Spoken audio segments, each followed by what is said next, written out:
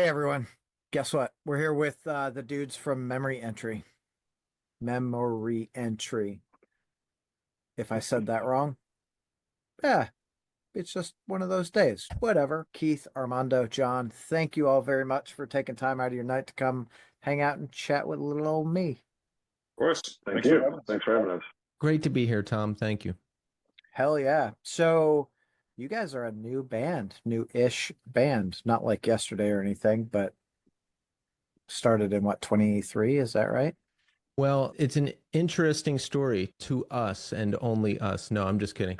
It actually really got started back in 2020. We had our first practice.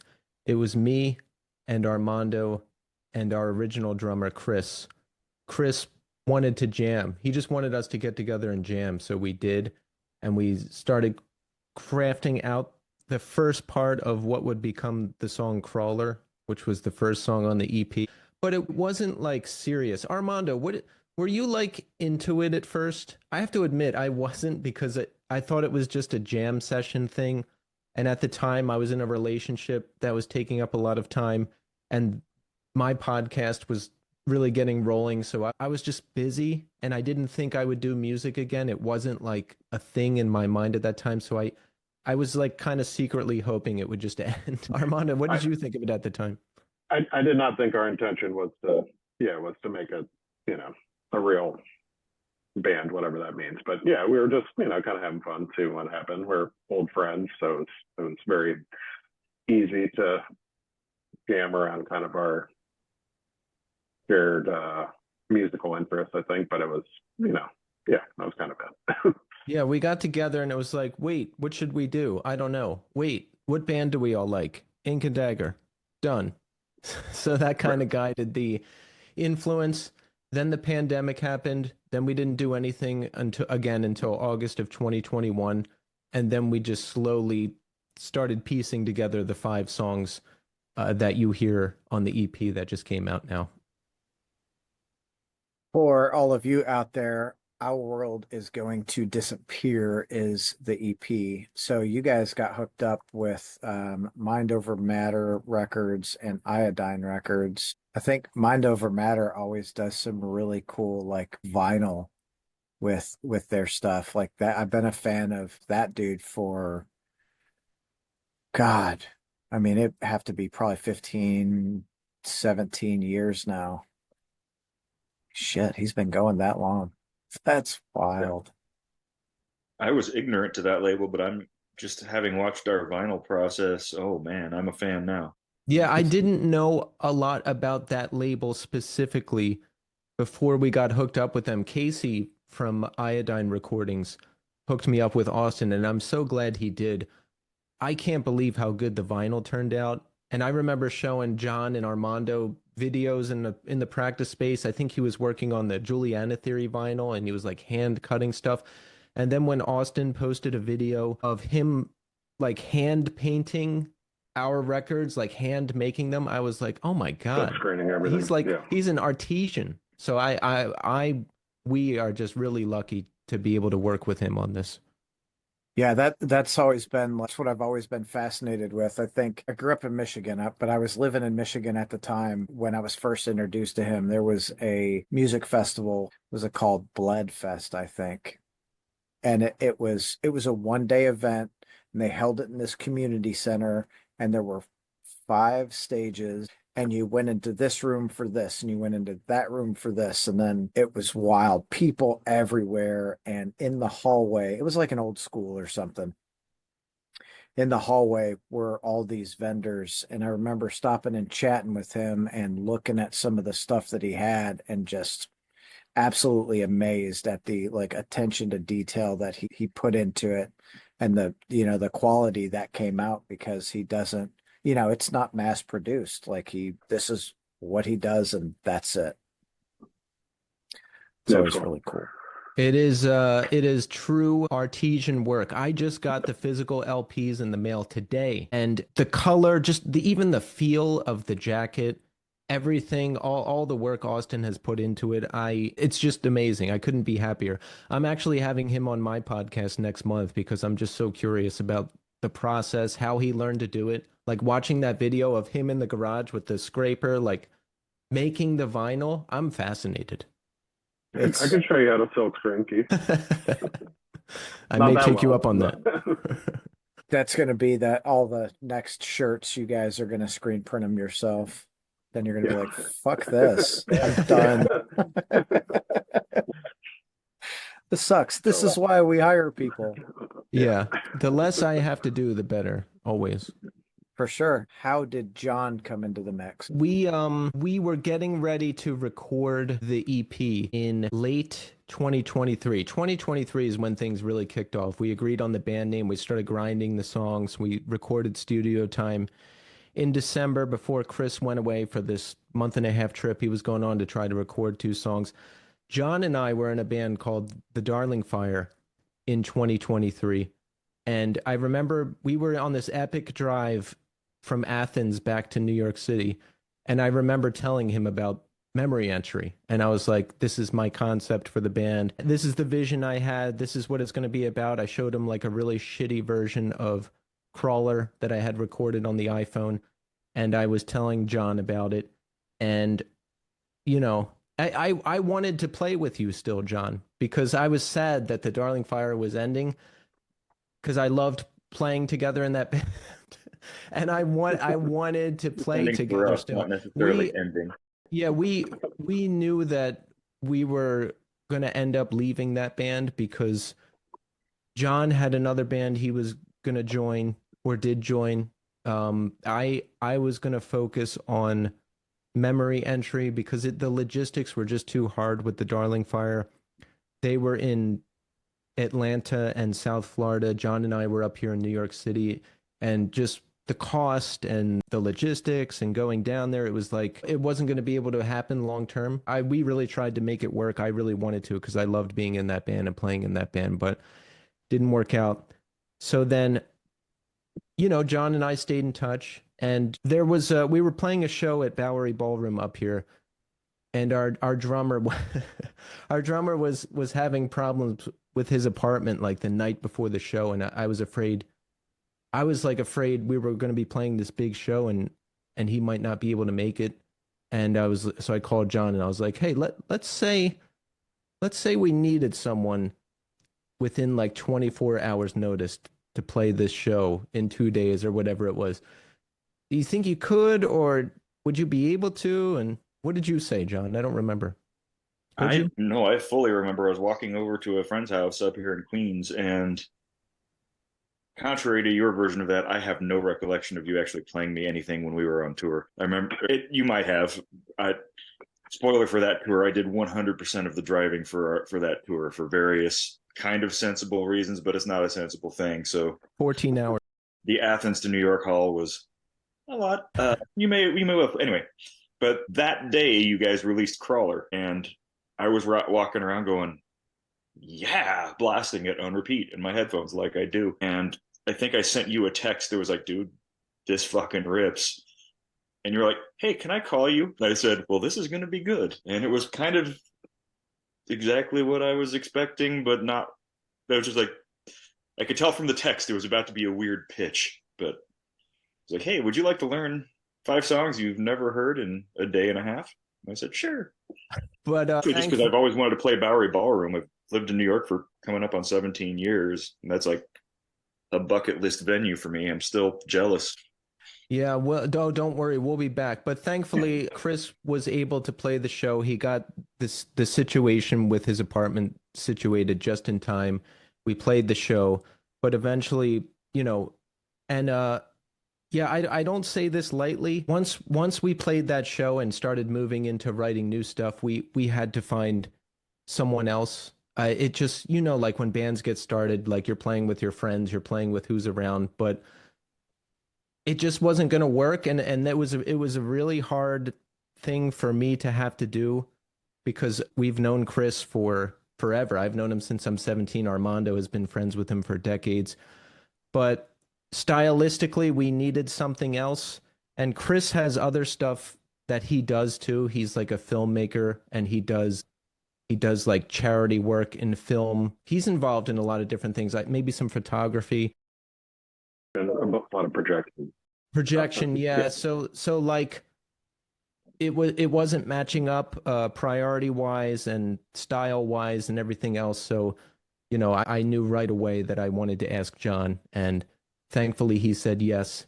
And now he's here, and we have been working on new stuff, which is exciting because I'm excited to work on new stuff because I'm sick of these 5 songs now. We've been playing them for Yeah. like 4 years. Yeah. Isn't that always the case? Like, man, we released this thing and holy shit, I know it's out now, but I'm really ready for whatever's next. Yeah. Anything. Yeah. You kept saying Chris, and I'm like, Chris Enriquez is like the drummer from New York that I know, and I feel like he's in every fucking band ever. And I'm like, oh, somehow they picked him up at some point, and he's like, no, I have 17 other projects that I have to do. Sorry, like, Yeah, we wouldn't be damn. able to get him. He's too busy. Oh, dude, he's always on the go. Like, I don't know how he freaking does it.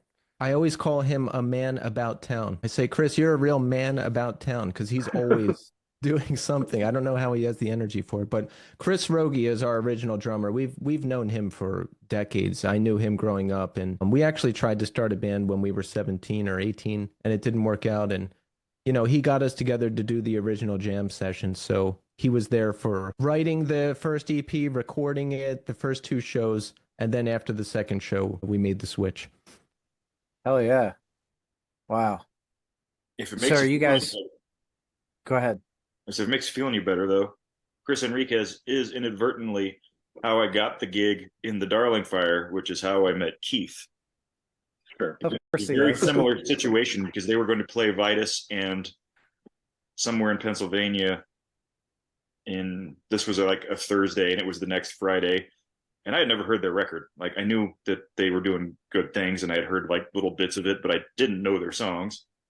And it was a similar deal where it's like, because their drummer at the time was Steve from Further Seems Forever, who's a monster. He's the one who's on the records, monster drummer, but he couldn't play the show, and they were trying to find a guy in a week. And I said, sure. And then logistics happened, and it ended up not making sense, but I still met them all there and talked to them, and that sort of started the snowball that ended up with us joining the band.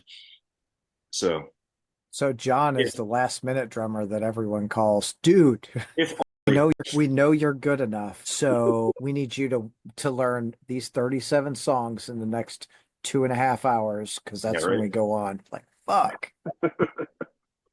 Tell all your friends. I'll let them down horribly, but it's a cool idea. Yeah, whatever. I You can do think it. what is that show where they like take those songs and they put them on like they play a song that this drummer's never heard and Yeah. they've got to play with it. I can't remember who does that. I don't think it's Drumeo, but it might be. It's one of the YouTube interweb drum nerd sites. Yeah, what a Those are- cool concept though, yeah. because it's neat to see how like the different drummers think about how the song flows to them. By the way, Tom, I'm horribly neurotic, so you can cut this part out. How do you record this? I'm not gonna cut it out just to be. Because when I record on Zoom, He's being horribly neurotic is a very important part of our band. That's When I gonna be the record first on- short. when I record on Zoom, I record through Zoom, and I see that we're not recording. And my worst fear is recording a podcast and then like it didn't record. So do you have it going through something else? You scared the shit out of me. It is recording on Zoom. It is. I'm Oh, I like see. every I time see it. every time I schedule it, I'm like make sure that I like automatically record as soon as it starts because I've Right. done it 3 times actually. I had like 3 different bands where I didn't hit record and I'm like, you son of a bitch. My worst fear. So They were, I'm yeah. I'm done being neurotic now. Continue. I think Keith just named our genre finally. What do you guys sound like? Oh, we're totally neuroticore. Oh, that's fucking awesome. So what song on the EP for each of you like stands out more than the rest? Let's go alphabetical. Armando. I mean, I think the last song, Holler Wild Rose, is the most unique of the songs, but only because it's different from the other 4. but it's sort of like the most straightforward song, I think. Like stylistically, it has, you know, it's pretty like clear what the influences are, kind of thing. But yeah, I guess that's my answer. That's a good one. Fair enough. John? I'm sort of attached, as noted, to Crawler just because it was the first thing I heard, and it was just a hi. We're Yeah. just such a straightforward, simple song, and I have many times been in bands very recently in New York that have kind of meandering, long arrangements, and so I especially love it when a song that's just super simple speaks to me right away. But I will say the last song does also rip. The vocals on the last song make me do this a little bit, and it's angry as hell, and it's fun to play. Yeah, Looks like it'd be fun to play. Holler I like a lot because that was like an impossible song because I wanted us to write one more before we had four. I wanted us to write one more before we went in the studio. We had like 2 weeks and I just pushed us to write a song. I wrote another song that just copied parts of other songs. And then I was like, this sucks. I can do better. And then somehow I wrote Holler and somehow we learned it in time and somehow we recorded it and I almost passed. I blew out my voice like 5 times recording that song. I almost like passed out and seized up recording it one time. Like I felt I like was seeing stars and my fingers like locked like this and I went down on the ground and I was like, I got to take a break, dude. And I think that might have been it. But Drink some water. I think I think my favorite might be Nothing Dead Will Go because it's just like it's the perfect mix of everything. It's like heavy, it's got weird parts. I think I did the vocals all in one take and there's some it's not my best vocal work, but it's like it's got good variation. And I just love that really heavy like thing that happens in the verse. And I don't remember how I wrote any of it. I'm like, where did that come from? I don't remember how the vocals happened, and I love that when I'm like, how the fuck did I do that? Like that's It so just cool. came out of the nether, like here. It Okay. did, and the only thing I remember is I showed Armando and Chris the song Polymer by Blue Tip from the album of the same name. And I was like, maybe we can do something like this. There's this really disjointed riff in the beginning, and the drums go, and that's the only thing that made it is in the Nothing Dead we go. There's like this choppy part in the beginning, and everything else is just like something completely different. So I think that's a good that's like a Yeah. I think that song is like the perfect representation of like what we were trying to do or where we were trying to go and everything for that era. That's fucking cool. Yeah. Love how it starts with crawlers, but Holler Wild Rose is like that's my jam. I'm like, God, I fucking love that song. Jesus Christ, what's wrong with me? Like, I'm interested to hear an outside perspective because I haven't heard a ton. I'm waiting for like the Spotify numbers to roll in to see like which one do people like the best. I don't know. so funny you say that. I literally just had a conversation with someone about like those Spotify numbers and how they're like how it's hard to track with a band, especially when they put like a full album out. Because if you notice on most albums that you look at, and I think it's different for different genres, but the first few songs will have really high plays, and the last few songs will be the lowest plays. I think like we are in an era where someone turns an album on and they get bored with it, right? Or maybe not bored with it, Hmm. but something else like catches their ear, so they're off to another thing. Makes It's sense. fuck- Yeah. It's just logical. I think it's just life. Sometimes you don't have a full 40 minutes. Yeah. Or whatever singles they put out leading up to the album, those have the most plays. It's cool at least to start with an album and, intend to play through it, Yeah, like we all used to do when we were kids. shit. I do too, of course. Yeah. I'm still a very hard advocate for albums as one long piece of music that Yeah, of course. goes. It's part Yeah. of why Keith and I get along, or why when he started talking about what he wanted to do with the upcoming eventual full length is just the shaping of it and the plans are very Yeah. pleasing to me. It's a Yeah. slightly But, less ridiculous version of something I would do. yeah. Because John had a concept album planned for his last band, one of his last bands, Godmaker, too. So, we connected on like the overly planning concept thing. Before this EP, before Our World Is Going to Disappear was even done, I had a name for LP1, which has since changed, but it's the same concept. I had a full track listing. I had a full outline of what I wanted to do. So now that we're writing the songs, I just need to like plug it into what track name will fit in the sequence. And some of it has changed, some of it probably will change, but the skeleton of the idea is there.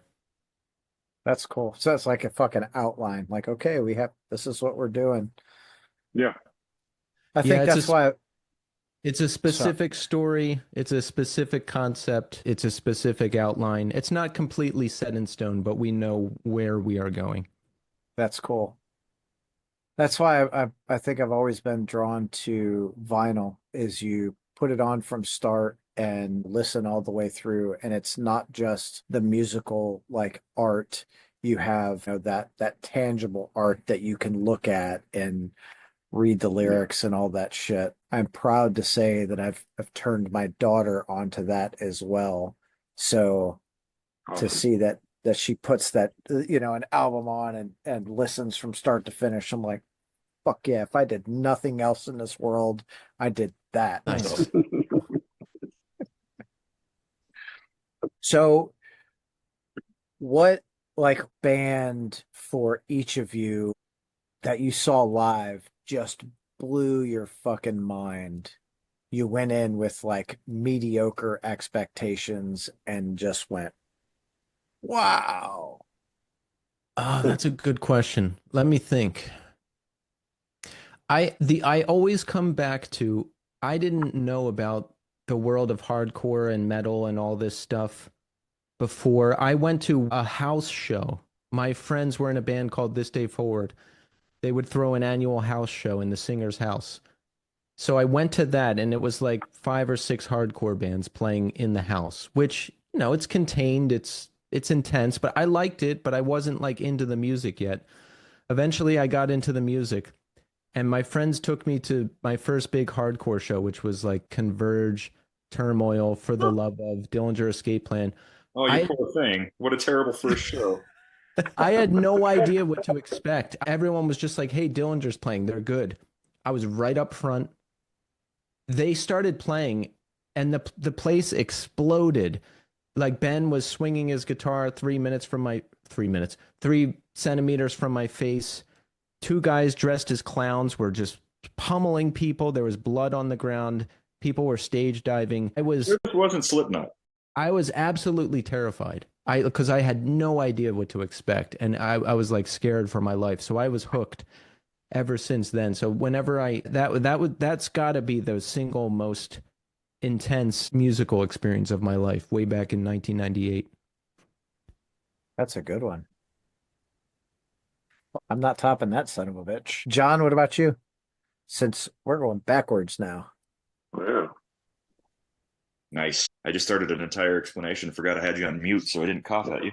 Um, Closer to Our Yes. World, I am 100% a fanboy for Bane, which is a sort of polarizing band sometimes within our little hardcore whatever world, but I fucking love that band. And the first time I saw them was at Crazy Fest in Louisville, and that would have been 2002, I think. It was this. I've only ever got to go there in '99 and 2002. Yeah, so it was. Give Blood was still pretty new then, and it was the first time I had finally gotten to see them because I grew up in Kansas, so I got shows when I got shows. Yep, K States Unite. I was already like fairly into them. What's the record they just redid? It all comes down to this head. I've had that conversation with Bedard a couple times. Like, no bullshit. This kind of saved my life. Thank you. Got me at a time when I needed it. And I mean, everybody knew what they were about.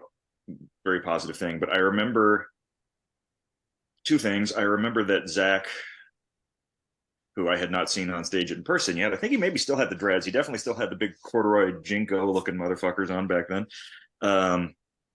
I remember that on that huge stage outdoors, I could hear him screaming over the PA like full giant festival PA and was like excellent because he did not have a mic anywhere near him back then. And I just remember like having that thing happen. And I've been around hardcore crowds before. I was 23 at that point because I am the old. But I just remember that they were playing "Can We Start Again," which I know is their like anthem. But I'd just been in a bad place. Long story, not fun. And I remember getting to the sort of climax of that song, where it's just the whole "Do you still believe?" and the gang vocal says "I do," which is out of context, incredibly lame sounding. But I just remember going up for it, and I went to sing at the top of my lungs and had nothing because I was like just totally choked up and hadn't realized it. Just being in this mass of literal about 1,000 kids or something, just everybody screaming in that full volume. You could feel the people shouting, "Move your chest," and I loved it. It was Oh that yeah. ended up being a very long one, so I'm not even going to tell you my other one. But I think that's. I remember like I expected it to be good, and they still blew me away. And it was like not a technically great set. They were sound, there were fuck ups. It was sloppy in some places, and I couldn't have given less of a shit. It was Sure, so it was a hardcore show in the early aughts, yeah, like that was like par for the course. life changing. And Bane was just like insane live, It was so great live. Yeah. Out of control. As long as they don't break a hip. Yeah. I already did that for them. They're safe. I met my ex-wife at a Bane show, or we went together, but through mutual friends. This will lead into the rest of my story. And she North Philly, and she got like just rocked in the face, moshing, and had to go to the emergency room and blah blah blah. But same time period, probably. I have scars. Yeah, year 2000. So I moved to Philly in 2000 for college, and made my friends because you just like walk around campus and you're like, oh, that guy's wearing a unbroken t-shirt, whatever, so you're like, okay, this is going to be my friend. And then I met two of these guys that I went on to be in a band with within a year or two, but one of them was from Philly, and he took me to this venue, the Kill Time in West Philly, to see the This Day Forward, same thing as Keith's record release show. Did you go to that show, Keith? I sure did. I was there. And it was just like in not that far from where we lived, or where I lived in college, but just like a very different neighborhood. It was a wild place, and I went to high school outside of DC, and so I had like been to many shows in DC, but it was always like a little more of a sanitized version of punk rock and hardcore or whatever. And so we went there. It was like, this is like a real, what I would come to learn was more of a squat than like a venue kind of thing after touring in Europe for years and whatever. I was like, okay, this is completely different than anything I had experienced before. So violent, so just like crazy. This kid had a seizure at the show, and like paramedics had to come to the show. It was just like the whole thing. So overwhelmed by it, but not that it exceeded my expectations, because I had no expectations. I was like, where are my buddies taking me? My new friends, and we like rode our BMX bikes over there, and saw the show. I was like, oh, this is a different form of this music than I am used to for my high school years. It's always really cool being introduced into, like an area or a scene that you've never really got into, or maybe not really dove in as deep as you feel you should have, Yeah, I had heard like my buddy emailed me like Gorilla Biscuit songs on our like AOL accounts, that it took like 2 days to download so I could listen to like the shittiest version of Started.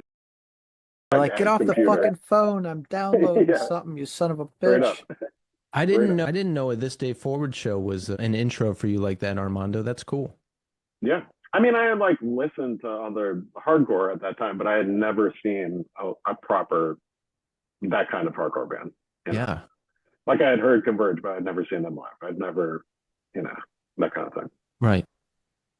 That's cool. Remember who else played that show, Keith? Was that the one with Poison the Well? And a lot of those shows blend together. I remember Until the Yeah. End at one. I remember Walls of Jericho at one. I Yeah. remember Hope Conspiracy at one. I remember Spark Lights the Friction at one. But all those Kill Time shows blend together. I forget Yeah, it was who the was same. on Yeah. the This Day Forward record release. It was here. He would know. Drinking 40s, being badly behaved, you know. Yeah, at I that have This Day Forward show specifically, I was on I used to be a mess, what the doctors would call a mess, and I had like a major drug hangover.